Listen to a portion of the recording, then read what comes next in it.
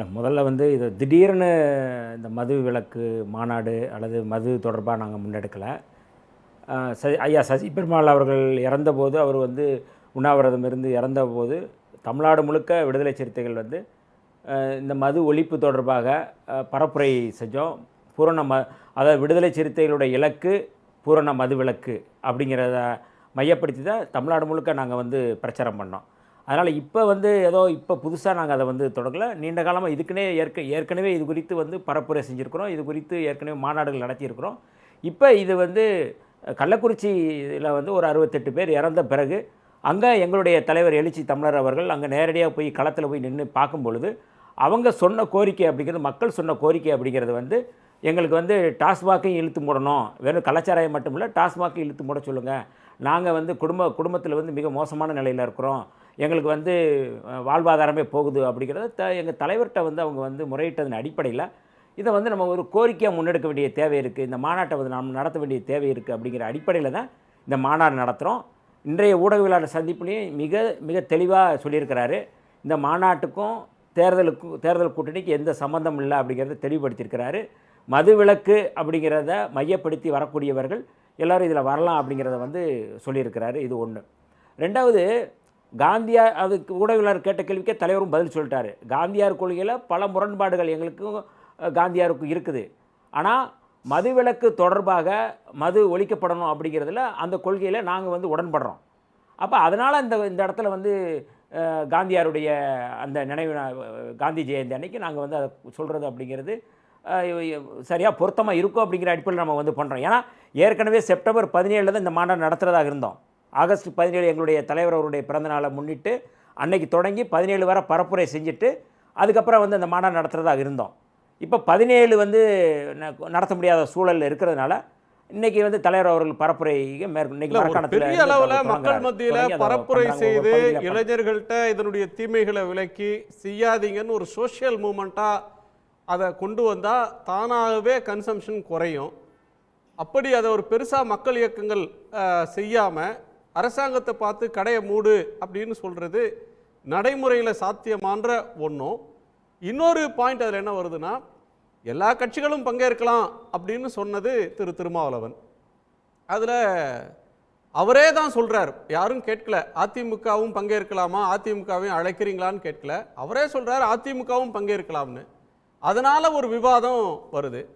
அதிமுகவை அழைக்கிறீங்க, மதுவிலக்கில் கொஞ்சம் தொடர்ந்து பேசிகிட்டு இருக்கிற கட்சிகள் அப்படின்னா ஒன்று பாமக, அவங்களுக்கு அழைப்பு உண்டா அப்படின்னு அவர் தெளிவுபடுத்தலை.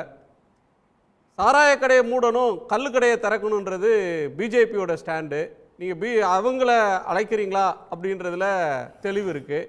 இந்த கன்ஃபியூஷன் எப்படி புரிஞ்சுக்கிறது?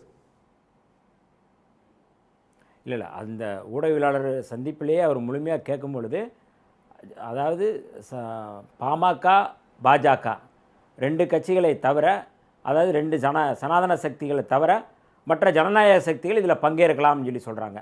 அப்போ ஒரு ஊடகவியலாளர் கேட்குற அதிமுகவுக்கு இதுக்கு வாய்ப்பு இருக்கான்னு கேட்கும்போதும் அதிமுகவும் பங்கேற்கலாம் அப்படிங்கிறத அவர் வந்து சொல்கிறாரு. அவராக வந்து சொல்லலை, அது ஊடகவியலாளர் ஒருத்தர் கேட்ட கேள்விக்கு தான் தலைவர் வந்து அந்த பதிலை வந்து சொல்கிறாரு. அப்போ பாமகவுக்கும் இடம் இல்லை, பாஜகவுக்கும் இடம் இல்லைன்னா ரெண்டுமே சாதியும் ஒரு போதை தான், மதமும் ஒரு போதை தான். அந்த மதத்தை, இந்த போதையை விட இது மிக மோசமான போதை, இது மிக மோசமான பயங்கரவாதமாக இருக்குது அப்படிங்கிற அடிப்படையில் இதை நாங்கள் ஏற்றுக்கொள்ள முடியாது அப்படின்னு சொல்லிட்டாரு. அதனால் பாமகவையும் பாஜகவையும் இதில் இக்னோர் பண்ணுறோம் அப்படிங்கிறத இன்றைக்கி ஊடகவியலாளர் சந்திப்பிலே தெளிவுபடுத்தியிருக்கிறாரு. ஒன்று.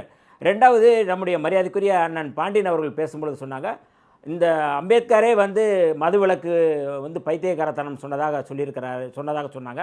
அப்படி எங்கே சொன்னார்னு எனக்கு தெரில. அம்பேத்கரே சொல்கிறாரு, காந்தியாருடைய மது விலக்கு தொடர்பாக வந்து எனக்கு உடன்பாடு இருக்குன்னு அவரே வந்து சொல்லியிருக்கிறாரு. மது விலக்கு தான் முக்கியம் அப்படிங்கிறத அவரும் வந்து சொல்லியிருக்கிறாரு.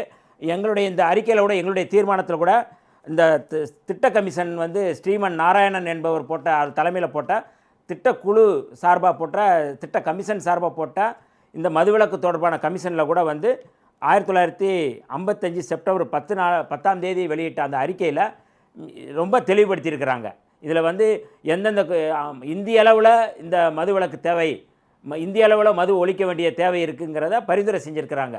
அப்போ இந்திய அளவில் ஒரு பரிந்துரை வேணும் அப்படிங்கிற அடிப்படையில் தான் நாங்கள் கடைசியாக வந்து அந்த அறிக்கையை பார்க்கும்போது சொல்லி எல்லாருக்குமே தெரியும், அந்த கோரிக்கையில் வந்து அரசமைப்பு சட்டத்தின் உறுப்பு 47 கூறியுள்ளவாறு மதுவிலக்கை தேசிய கொள்கையாக நடைமுறைப்படுத்தணும், அறிவிக்கணும்னு சொல்லியிருக்கோம்.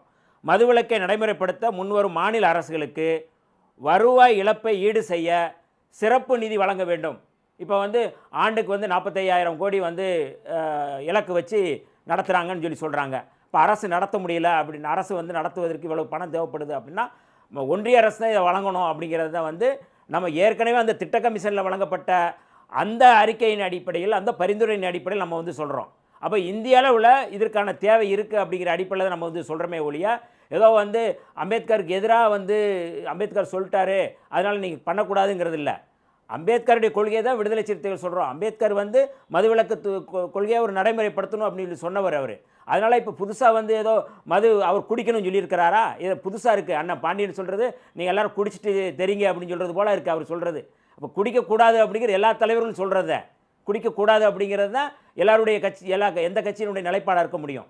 அதனால் இந்த நிலைப்பாட்டில் விடுதலை சிறுத்தைகள் ஒரு விழிப்புணர்வு ஏற்படுத்த வேண்டிய தேவை இருக்குது.